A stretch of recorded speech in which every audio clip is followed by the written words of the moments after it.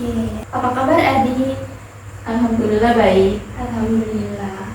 Iya, kamu sudah tahu apa yang tujuan kamu datang ke sini? Mau konsultasi. Oke, di sini kita akan melakukan konseling individual ya. Apakah adik sudah pernah mendengar atau sudah tahu bagaimana konseling individual itu?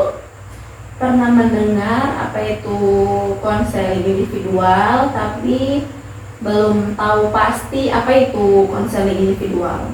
Oke, baik. Sebelum kita mulai ke tahap intinya, Ibu akan menjelaskan bagaimana itu atau tahap apa yang perlu kita lakukan dalam konseling individual ini. Baik, saya jelaskan terlebih dahulu apa itu konseling individual. Ya. Konseling individual itu sebuah layanan dalam bimbingan konseling yang diberikan seorang konselor kepada individu atau klien untuk mengatasi permasalahan yang dialami oleh konseling tersebut, seperti permasalahan pribadi, sosial, karir maupun belajar. Oke. Jadi adik sudah bisa dimengerti apa yang Ibu sampaikan? Oke. Dan dalam layanan ini juga adik tidak perlu khawatir karena dalam layanan konseling individual ini terdapat asas-asas seperti asas kerahasiaan dan asas keterbukaan. Nah, asas kerahasiaan ini di mana apa yang adik sampaikan kepada saya pastinya tidak akan tersebar di luar maupun saya sampaikan kepada teman-teman rekan-rekan saya. Kemudian asas keterbukaan itu asas di mana adik menyampaikan keluhan atau apa yang adik pernah alami dan tidak ada satupun yang disembunyikan. Bisa dimengerti? Oke. Nah, dari permasalahan yang adik sudah sampaikan, seperti adik sudah pernah mengalami kesulitan membangun relasi positif, yang dimana adik sudah konsultasi terlebih dahulu apa yang adik sampaikan. Nah, karena adik sudah pernah menyampaikan itu, saya sudah menemukan pendekatan atau teknik yang akan diberikan, maka saya akan memberikan teknik assertive training. Nah, assertive training ini adalah di mana adik dapat mengekspresikan atau mengungkapkan perasaan yang adik alami, dan tujuannya untuk menghindari kesalahpahaman dari pihak lawan atau pihak lawan di sini teman adik atau lawan bicara saat berkomunikasi. Oke. Di dalam layanan ini kita akan tidak begitu lama, minimal kita akan melakukan layanan dengan waktu 30 menit ke depan. Apakah adik sudah siap untuk melakukan layanan ini? Oke. Adik tolong ceritakan secara detailnya apa yang adik rasakan dari awal atau sejak kapan adik merasakan dari pembulian ini sehingga mengakibatkan susah membangun relasi positif itu. Oke, yang dari pertama itu merasa ada pengucilan dari teman-teman, kayak beberapa teman atau sebagian besar teman di sekolah itu tidak mau berteman dengan saya begitu. Terus juga jadi kurang untuk membangun interaksi dengan teman-teman itu kurang karena malu. Terus juga kalau mau, pernah sekali mencoba untuk bercerita tapi itu tidak dihiraukan. Terus ada yang sempat bentak, ngapain sih kamu di sini begitu. Jadi saya mencoba untuk membangun kepercayaan diri untuk bersosialisasi dengan orang itu sudah tertutup rapat, kayak sudah tidak usah berteman dengan mereka. Aku tidak mau mereka nanti kalau mau didekati nanti mereka jahat sama aku. Jadi aku sudah tidak mau lagi untuk berkomunikasi lebih dengan orang-orang seperti itu begitu. Jadi merasa kayak aku sudah tidak mau lagi untuk percaya dengan mereka, mau berteman, dan itu aku sudah menutup diri dan menjauh dari orang-orang seperti itu begitu. Jadi berteman atau berbicara dengan orang lain itu hanya hal-hal yang penting saja. Kalau untuk bermain atau mengerjakan tugas kelompok itu sudah jarang untuk berteman dengan teman-teman yang seperti itu. Iya, karena di sekolah itu mereka itu kayak geng-geng begitu. Jadi kalau circle begitu. Jadi kalau mau mencoba untuk akrab dengan mereka kayak pilih-pilih, entah saya yang kurang atau mereka yang memang pilih-pilih teman begitu. Jadi saya sudah merasa minder dan sudahlah saya sendiri saja begitu. Kalau boleh tahu sejak kapan adik mengalami hal seperti itu? Dulu waktu pertama sekolah kan awalnya saya anak yang memang tidak banyak bercerita dengan orang lain. Terus pernah satu semester itu pernah dapat juara 1, dan ada satu anak yang memang sudah sering dapat juara, terus sudah tidak dapat juara lagi. Nah, anak ini setelah dia tahu saya yang dapat peringkat 1, dia mengajak teman-temannya atau circle-nya itu untuk menjauh dari saya begitu. Dia mengajak orang-orang untuk benci saya. Jadi adik merasa sudah tidak punya teman lagi ya dari apa yang karena teman adik ini mengira merasa iri kepada adik karena adik sudah mengambil posisinya untuk jadi mendapat peringkat 1 di kelas. Oke. Kalau ibu lebih tahu lagi, apakah orang tua adik mengetahui masalah adik ini? Karena dari kejadian itu saya sudah merasa tertutup dengan orang-orang, termasuk orang tua, karena yang pertama tidak mau membebani orang tua, terus tidak mau orang tua terlibat dengan pihak sekolah, nanti akan panjang lagi ceritanya. Jadi saya istilahnya semakin menyendiri baik di lingkungan sekolah maupun di rumah begitu. Terus dengan apa yang adik lakukan itu, apakah orang tua itu tidak merasa curiga dengan keadaan adik yang suka-suka menyendiri yang seperti adik jelaskan tadi? Sempat waktu kapan ya pernah ditanya sama mama gitu, ditanyakan kenapa kok yang ada beberapa teman yang kerja kelompok di rumahnya ini kok kamu nggak ikut begitu. Cuma saya jawabnya ya karena punya saya sudah selesai, tugas kelompoknya sudah selesai punya saya, dan saya sudah tidak ikut lagi kerja kelompok dengan mereka gitu. Terus dengan berjalannya waktu, apakah adik merasa apa yang adik rasakan seiring dengan berjalannya waktu, apa yang adik rasakan dengan keadaan yang seperti ini? Yang pertama rasa malu itu sudah lebih besar. Saya sudah tidak jadi pemberani, sudah takut untuk bercerita dengan orang, entah itu bukan dari circle-nya orang yang benci saya. Ya walaupun orang itu baru pertama kali kita ketemu, itu saya sudah tidak berani untuk bercerita duluan begitu, menyapa duluan saya tidak berani. Terus juga malu. Terus kalau membangun komunikasi interaksi dengan orang baru itu sudah, istilahnya saya sudah tidak mau lagi ada urusan dengan orang lain begitu, karena saya takut kecewa lagi, orang itu akan menolak saya, teman itu tidak akan mau berteman dengan saya begitu.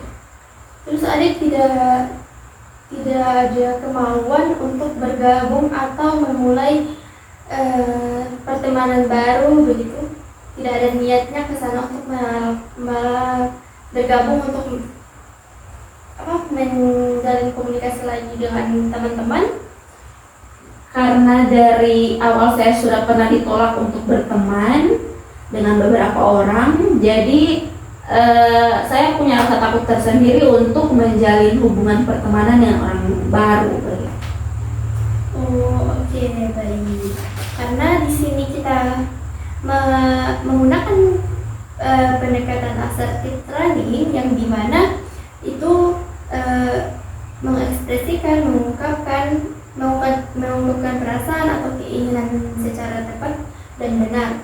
Di sini karena kita menggunakan teknik itu, apakah adik tidak merasa dari beberapa teman yang sudah mengucilkan adik itu tidak ada satupun yang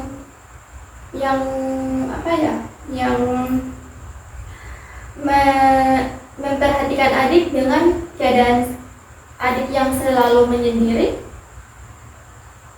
Kalau dari hal seperti itu, karena saya juga sudah tidak mau lagi berhubungan dengan orang seperti mereka, jadi saya sudah tidak bermusingkan apapun yang mereka lakukan. Mereka perhatian atau tidak, mereka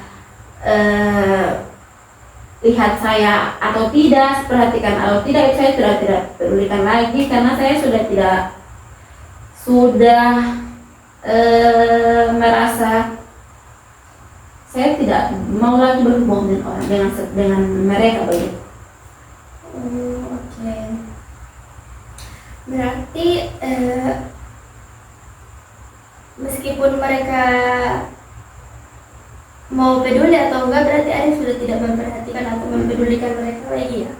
Di sini kan tujuan dari teknik asertif ini yaitu untuk menghindari kesalahpahaman dari pihak lawan komunikasi. Jadi, meskipun mereka mau peduli atau enggak terhadap adik, seharusnya adik jangan istilahnya balas dendam atau sudah tidak mau bercerita lagi.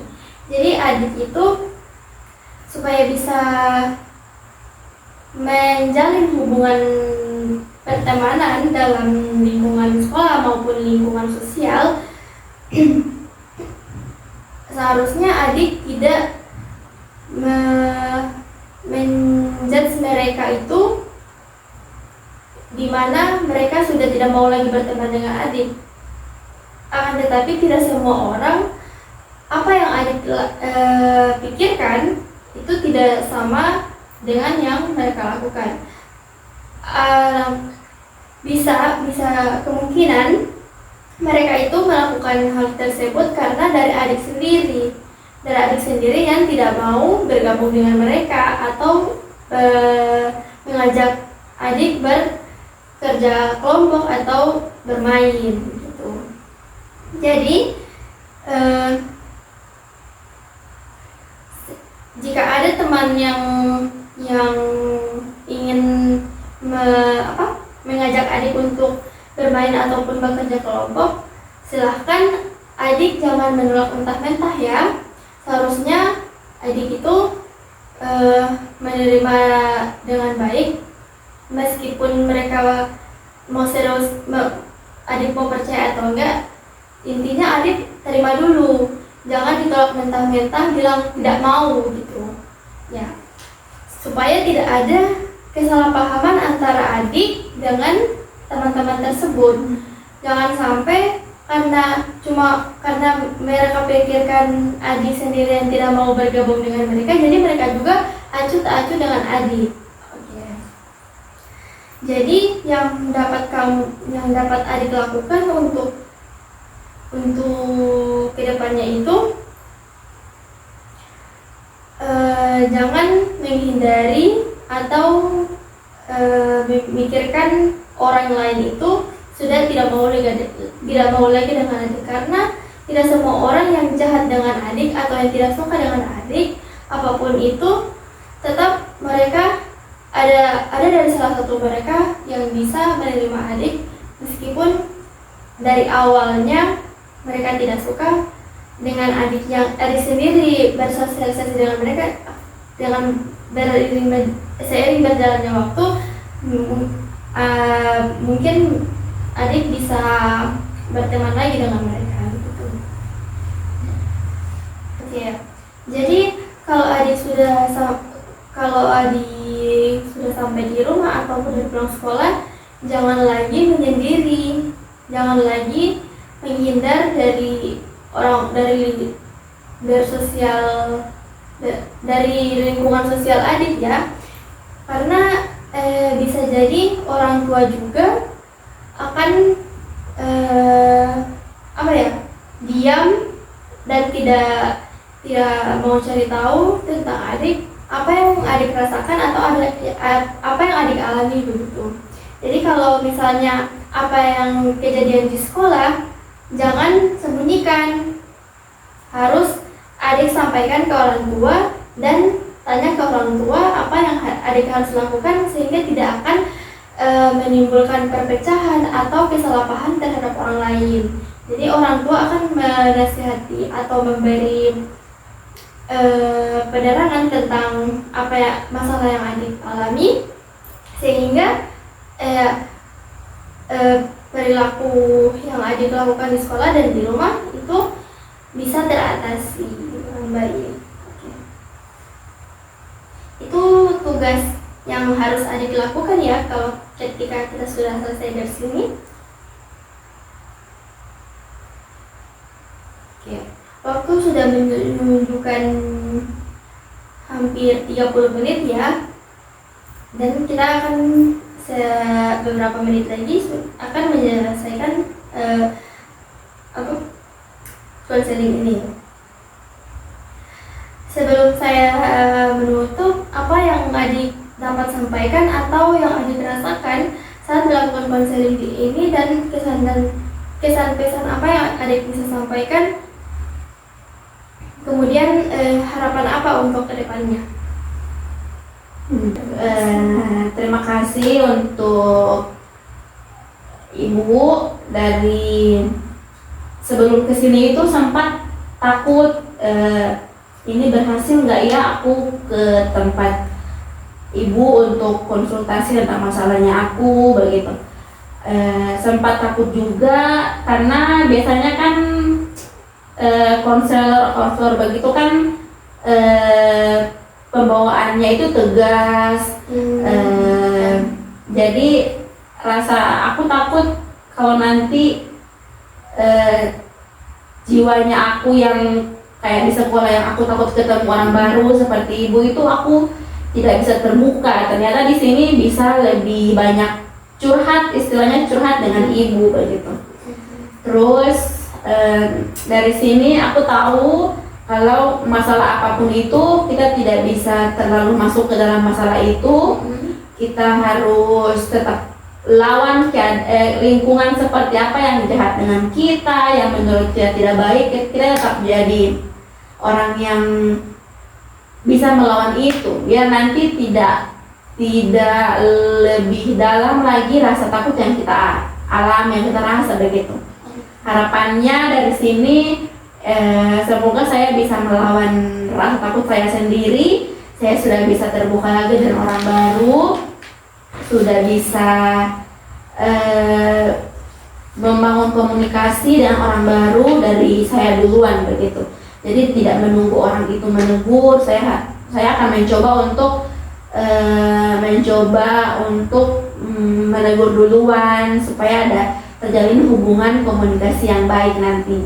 Iya, karena dengan adik menyapa duluan dengan teman-teman mereka itu, di situ adik akan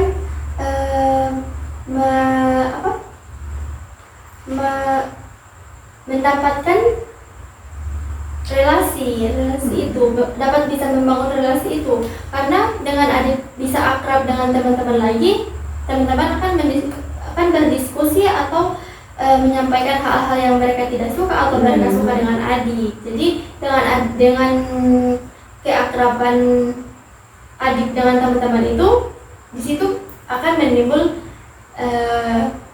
menimbulkan banyak relasi begitu. Dan juga adik tidak merasa dikucilkan lagi atau merasa tidak percaya diri dengan hal-hal yang adik sudah pikirkan sebelumnya. Adik bisa terbuka atau bisa menerima teman meskipun itu tidak sepenuhnya baik gitu.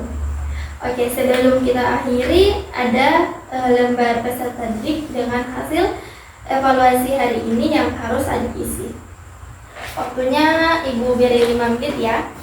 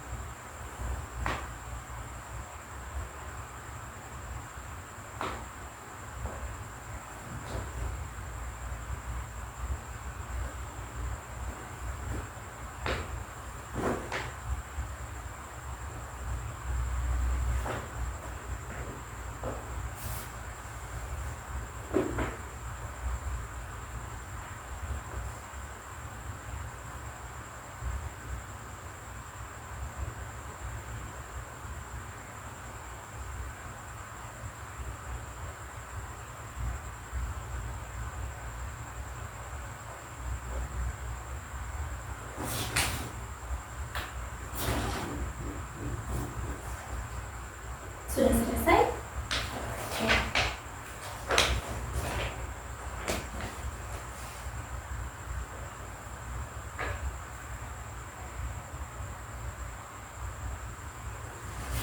Oke, baik. Karena adik sudah selesai mengisi, saya akan menutup sesi konseling ini karena dengan keterbatasan waktu.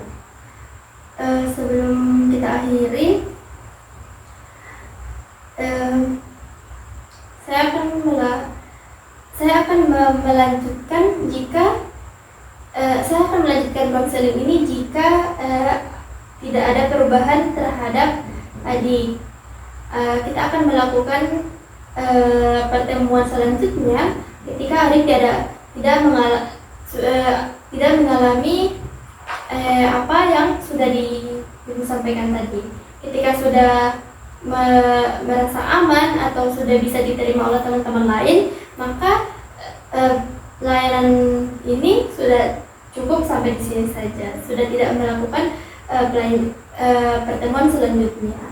Oke.